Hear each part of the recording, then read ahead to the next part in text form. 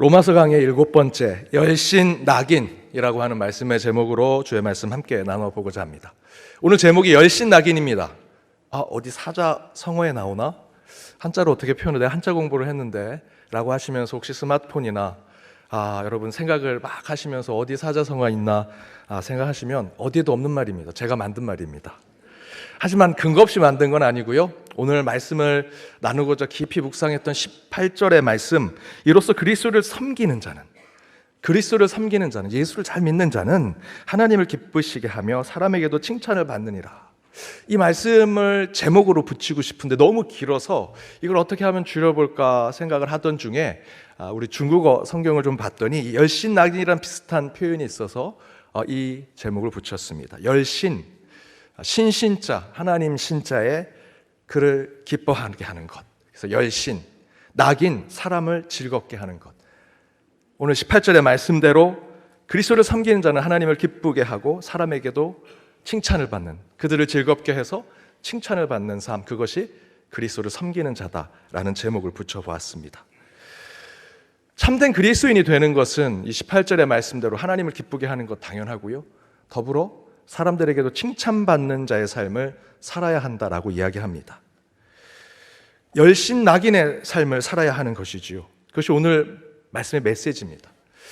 지금 우리 시대에 많은 그리스도인들과 교회가 이 말씀을 경청해야 한다라고 생각이 듭니다.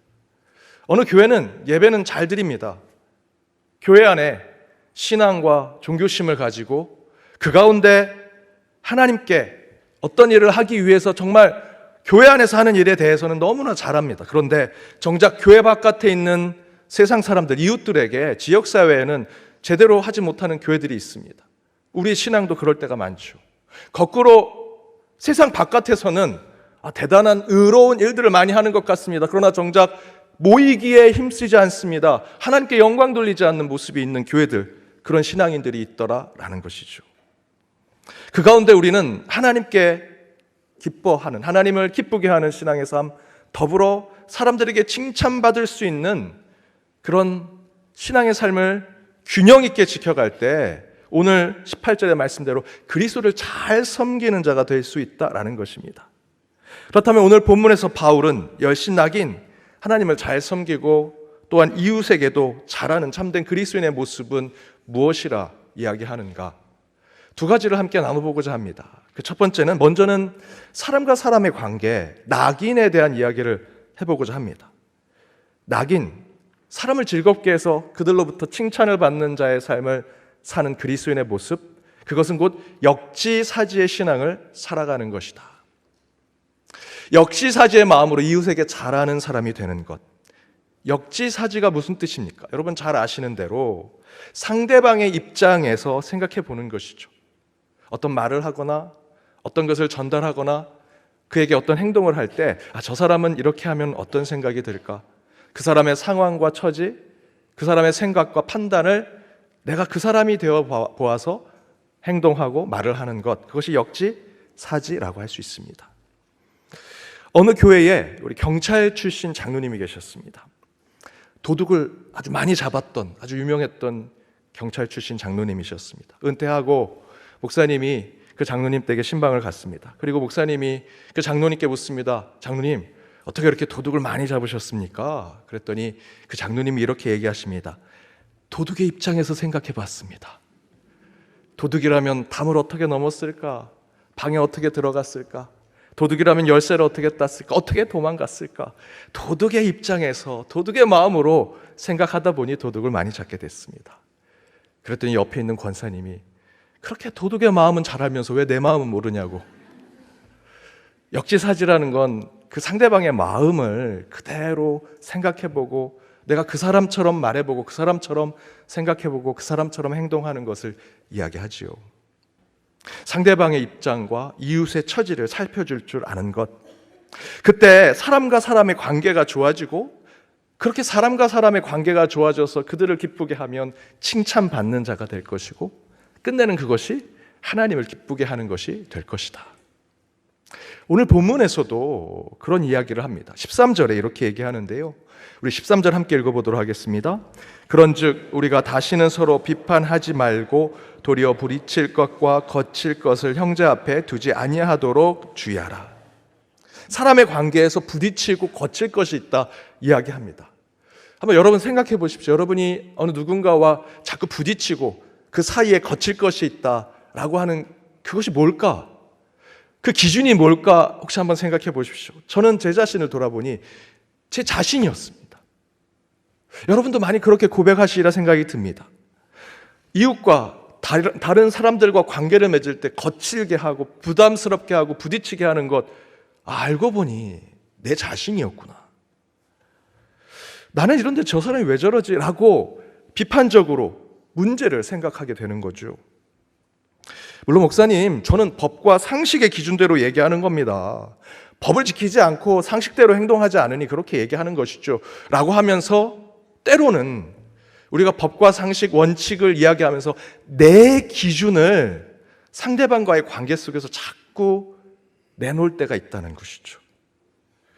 내가 기준이 되면 타인과의 관계 속에서 때로는 그것이 오늘 이 13절의 말씀대로 자꾸만 부딪히게 만들고 거칠게 만드는 것이 되더라는 것입니다.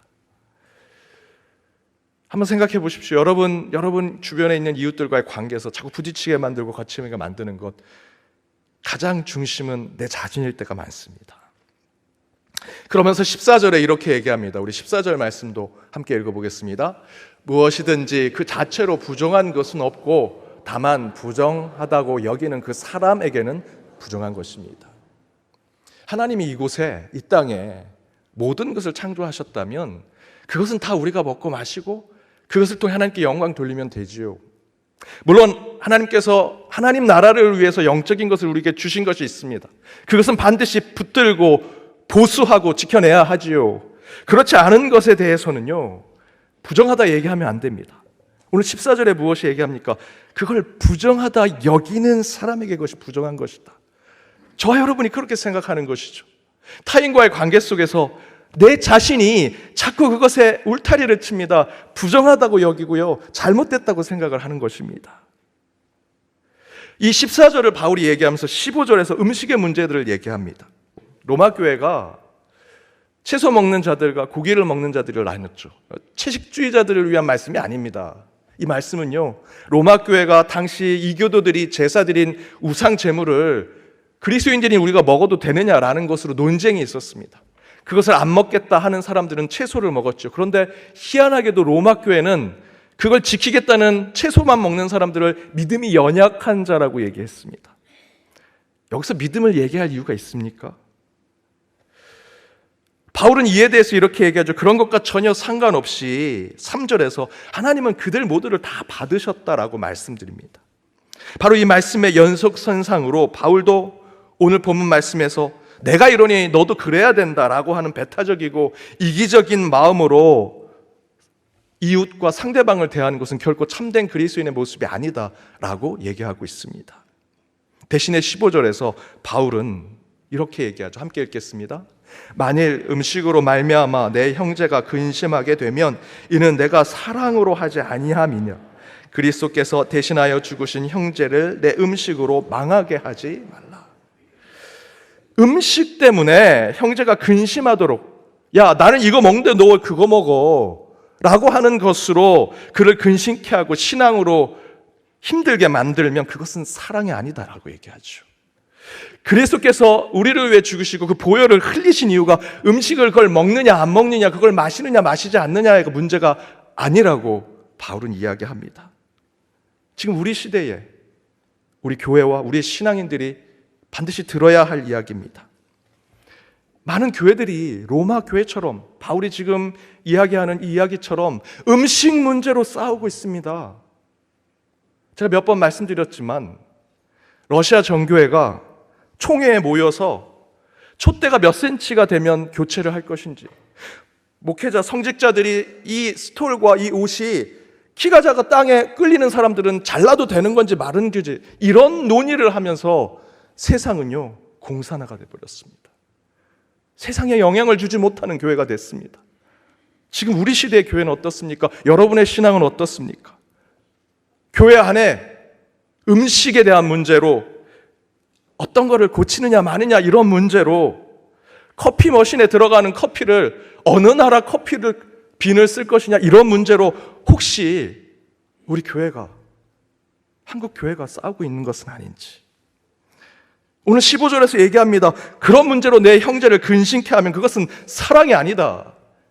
교회가 하나님의 사랑을 전해야 되는데 음식 때문에, 입는 옷 때문에, 교회 공사하는데 길을 2개로 낼 건지 3개로 낼 건지 의자를 10개로 놓을 건지 9개 놓을 건지를 싸우는 문제 때문에 사랑을 전하지 못하고 있다라고 얘기하더라는 것이죠.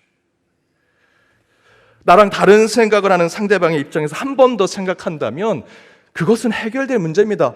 그것은 믿음에 대한 문제가 아니고요, 역지사지의 문제입니다. 그 사람은 어떻게 생각할까? 내 의견은 이런데. 바로 여기서 우리가 이웃과 다른 사람을 대할 때 참된 그리스도인으로 그들을 대할 수 있는 것은 그들의 마음에 들어가 보는 것, 그들의 생각, 그들의 판단을 내가 대신 해보는 것, 바로 역지사지의 마음으로 그 사람들을 대한다면 저와 여러분은 바른 그리스도인의 삶을 살아낼 수 있다는 것이죠.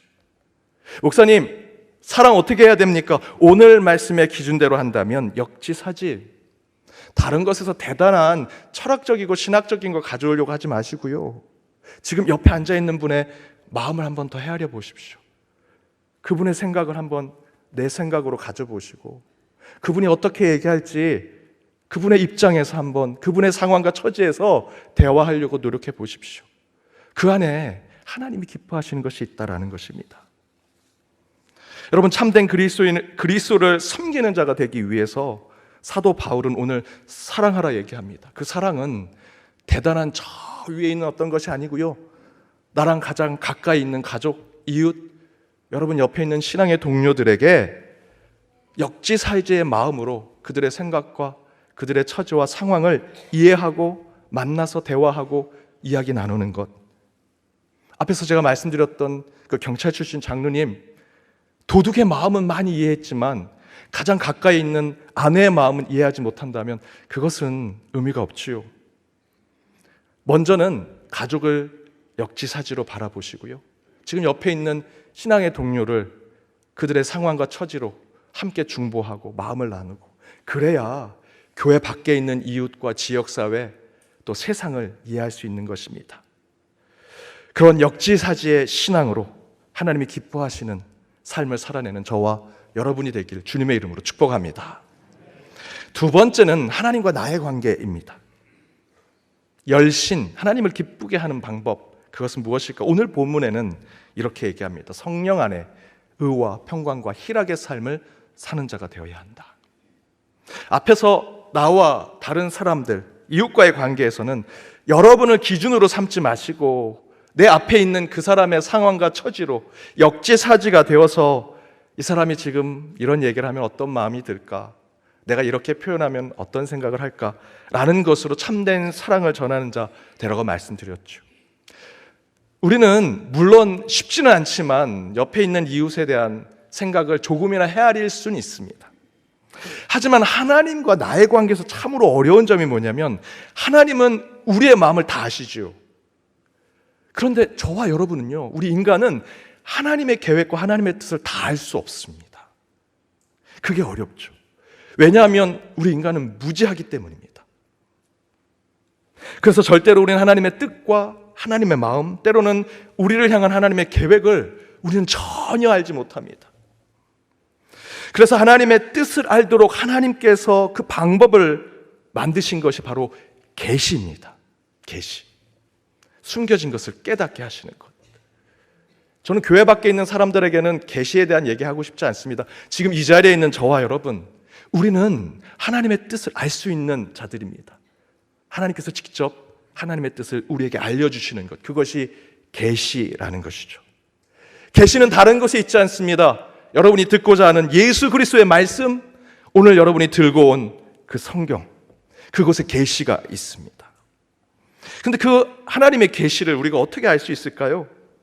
오늘 성경에서는 그 하나님의 계시를 깨닫는 방법을 하나님의 영을 통해서, 곧 성령을 통해서 알 수 있다 증거하지요. 17절 말씀을 우리 다시 한번 읽어보도록 하겠습니다. 함께 읽겠습니다. 하나님 나라는 먹는 것과 마시는 것이 아니요 오직 성령 안에 있는 의와 평강과 희락이라. 여기서 먹고 마시는 것은 그냥 우리 세상 살아가는 것만 얘기하는 것이 아니라, 여기서 먹고 마시는 것은 로마 교회가 가졌던 음식의 문제, 여러 가지 세속의 문제가 교회 안에 들어갔을 때 어떻게 해결되느냐. 하나님 나라는 그 부분에 대해서는 하나님께서 그런 이야기는 너희들이 같이 함께 모여서 뜻을 정하고 교회에 권위가 있다면 그 권위가 그 성도들의 공동체의 일원들의 뜻을 정해서 결정한 대로 나아가면 된다. 하나님 나라에 대해서는 먹고 마시는 것에 대해서 하나님은 그것에 대해서 터치하지 않으신다. 단 하나님께서 우리에게 원하시는 것은 너희들이 의롭고 즐거움과 평강 가운데 살아가기를 원하신다 말씀하신다는 것이죠. 의와 평강과 희락이 하나님 나라에 필요하다라고 얘기하시면서 그것을 이루는 방법을 이렇게 얘기하시죠. 오직 성령 안에 있는. 여러분, 교회는요 하나님 나라가 아닙니다. 천국의 모형이지 이곳은 천국이 아닙니다. 그래서 여러분, 교회 많이 온다고 천국에 가는 건 아니죠. 천국 안에, 이 교회 안에서 저처럼 무슨 위임 목사, 우리 장로님들, 권사님들, 집사님 직분이 높이 올라간다고 천국에 더 가까이 가는 거 아닙니다. 그거 얘기하려고 종교 개혁자들이 교황이 된다고 하나님 바로 밑에 있는 것이 아니다 라고 하는 것을 세상에 알리고자 종교 개혁한 거 아닙니까? 천국은, 교회는 천국이 아닙니다. 천국의 모형일 뿐이죠. 그저 우리는 하나님 나라를 쫓아가고 따라가고자 함께 모여서 예배도 드리고 주의 말씀에 더욱더 가까이 가려고 노력하는 것입니다. 하지만 잊지 마는 것이 있는데 그것은 바로 의와 평강과 희락의 공동체가 되어야 한다라는 것을 끊임없이 우리에게 얘기하신다는 것이죠. 먹고 마시되 그 가운데 의롭고 평강이 이루어지며 희락이 충만한 교회로 나아가야 된다. 그것으로 더욱더 교회가 성숙해지고 하나님 나라에 가까워지는 하나님의 공동체가 되라고 말씀하시는 것이죠. 그런데 그것은요, 우리 교회 공동체는 한계가 있기 때문에 이룰 수 없습니다. 그 이룰 수 있는 방법을 17절의 말씀대로 성령 안에 있는 성령을 통해서만 가능하다 주님은 말씀하시죠. 이처럼 우리는 하나님을 기쁘시게 하는 삶을 살기 위해서 하나님의 관계를 제대로 맺는 방법은 다른 것이 아닙니다. 성령 안에 사는 자, 성령의 능력이 임하는 교회가 되는 것입니다. 바로 그때 우리는 성령을 통해 하나님의 마음을 아는 자가 될 것입니다. 이를 바울은 고린도전서 2장 10절에 이렇게 얘기했습니다. 우리 함께 읽어보겠습니다. 하나님께서는 성령을 통하여 이런 일들을 우리에게 계시해 주셨습니다. 성령은 모든 것을 살피시니 곧 하나님의 깊은 경륜까지도 살피십니다. 하나님께서 성령을 통해 이런 일들을 우리에게, 지금 이 자리에 있는 저와 여러분에게 계시해 주십니다. 우리 하나님의 뜻을, 그 계획을 알 수 없습니다. 그러나 알 수 있는 방법을 우리에겐 주셨습니다. 이 자리에 있는 그리스도인들에겐 주셨습니다. 그것은 우리에게 성령을 주심으로 하나님의 뜻을 깨닫게 해주신다. 하나님은 성령을 통해 우리의 모든 것을 살펴주십니다. 저와 여러분을 향한 하나님의 경륜까지도 깨닫게 해주신다 약속해 주십니다. 그런데 바울은 그렇게 우리가 성령을 받아 하나님의 마음을 알게 되면 어떻게 된다 증거합니까? 17절 말씀, 하나님 나라는 먹고 마시는 것이 아니요 성령 안에 의와 평강과 희락이 있게 될 것이다. 하나님 나라를 위해서 저와 여러분이 성령을 통해 실천하는 것, 물론 먹고 마시는 것 중요하고요, 때로는 전도도 중요하고, 때로는 우리 안에 어떤 공동체성을 지켜내고 교회 바깥에 구제하고 봉사하는 것도 중요하지만, 저와 여러분이 받아야 하는 하나님 나라를 위한 신앙의 삶은 성령을 통해 의로운 자, 기쁨을 나누는 자, 평화와 화평을 나누는 자가 되어야 한다는 것입니다. 이 말씀의 의미는 곧 하나님과 나의 관계에서 우리 인간은 이 땅의 형이하학적인 먹고 마시는 문제, 로마 교회가 치열하게 싸웠던 그런 이슈가 아니라 형이하학적인 그런 문제가 아닌 형이상학적인 저 하늘에 하나님의 뜻과 계획, 오늘 본문에 나와 있는 의와 평강과 희락의 뜻을 이루는 자가 되어야 한다는 것입니다. 그것을 이루는 방법은 저와 여러분에게 능력이 없습니다. 오직 성령을 통해서만 가능하다. 저와 여러분이 하나님을 기쁘시게 하는 삶을 사는 그리스도인이 되기 위해서, 곧 하나님과의 관계가 바로 되기 위해서는 플라톤이라고 하는 철학자가 얘기했던 이데아처럼, 지금 이 땅에 살아가는 저희들, 여기 꽃이 있지만 이 꽃은 완벽한 꽃은 아닙니다. 이 꽃이 아름답구나. 그 꽃의 아름다움은 저 이데아라고 하는 세계에 있는 것처럼 저와 여러분이 살아가는 이 땅의 여러 가지의 일들도 우리가 이곳에서는 다 이룰 수 없지만 하나님 나라의 그 완벽하고 100% 모든 것이 추구될 수 있는 믿음, 소망, 사랑이 있습니다. 그것을 이 땅에서 우리가 어떻게든 하나님의 뜻에 맞춰 살아가고자 하는 것, 그것이 그리스도인의 삶, 신앙이라는 것이죠. 따라서 저와 여러분이 그리스도인으로 살아가는 신앙은, 물론 여러분 옷을 얼마나 입어야 되느냐, 뭘 먹고 뭘 마셔야 되느냐 중요합니다. 그것은요, 우리 성도들 안에서 함께 서로 결정하고 서로 대화하고 합의해 가면서 가면 됩니다.